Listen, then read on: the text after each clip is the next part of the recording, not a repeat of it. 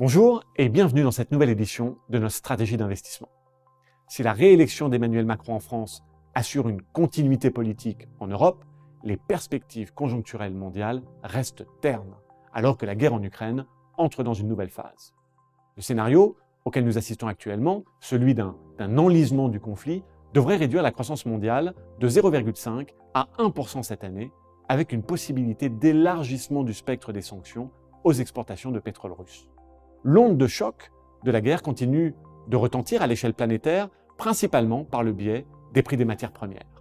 L'augmentation des prix des denrées alimentaires et de l'énergie crée des niveaux d'inflation records aux États-Unis et en Europe, ces niveaux qui dépasseront vraisemblablement de plus de 2 fois les niveaux cibles des banques centrales d'ici la fin de l'année.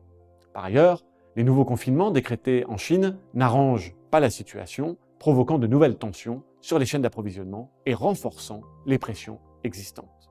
Si les restrictions sanitaires venaient à se poursuivre en Chine, la croissance enregistrée pourrait être inférieure à notre projection déjà prudente de 4,7%. Globalement, nous assistons donc à une détérioration des perspectives macroéconomiques caractérisées par un ralentissement de la croissance et une inflation élevée, alors que les banques centrales entament le resserrement monétaire le plus agressif depuis des décennies. Alors, la Réserve fédérale américaine pourra-t-elle orchestrer un atterrissage en douceur? Eh bien, relever un tel défi est certes possible, mais la tâche est herculéenne. Les efforts pour ralentir l'économie américaine laissent peu de marge d'erreur. Cela dit, nous ne prévoyons pas de récession dès cette année, car la croissance ralentit à partir de niveaux très élevés. Tournons-nous maintenant vers Stéphane pour découvrir les conséquences sur les investissements. Les investisseurs sont confrontés à un environnement difficile. Il s'agit de faire face à 3 risques majeurs. L'accélération du resserrement monétaire pour lutter contre l'inflation, l'impact du conflit en Ukraine et la résurgence du Covid en Chine. Compte tenu de la détérioration des perspectives économiques que Samy vient d'évoquer, nos portefeuilles sont investis de manière prudente. Nous avons ainsi réduit davantage nos expositions aux valeurs de petite capitalisation et renforcé les allocations aux grandes capitalisations américaines. En effet, les valeurs américaines ont des caractéristiques défensives que nous recherchons en fin de cycle économique. Elles offrent une meilleure protection contre l'impact du conflit en Ukraine. Globalement, nous conservons un positionnement neutre sur les actions, favorisant les titres de qualité.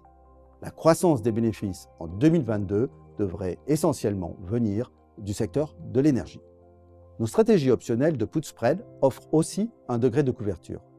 Par exemple, pour un portefeuille euro équilibré, cela représente environ 6% de la part action.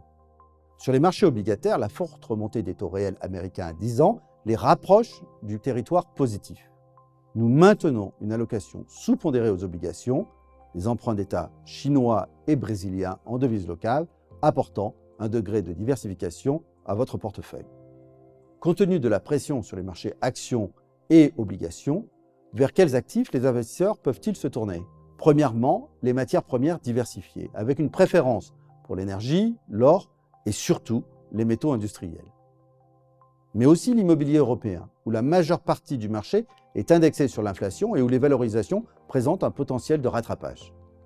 Par ailleurs, le dollar devrait continuer à s'apprécier face à la remontée des taux américains et aux incertitudes géopolitiques.